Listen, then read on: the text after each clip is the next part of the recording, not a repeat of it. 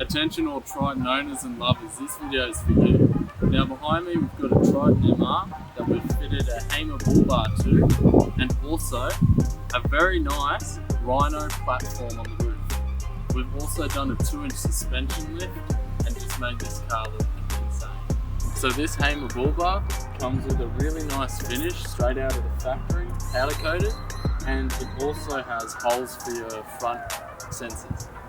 Now we've also got a special cutout for the MR which has the camera sit straight through it and makes it look really neat. Then we've also added on a custom carbon winch and also a Hamer bash plate with recovery points left and right. It's got daytime running lights and also LED indicators and fog lights. Now for the Triton lovers, if there's one thing you want on your Triton, it's an upgraded suspension, because when you take that off-road or if you're carrying a heavy load, this will really help.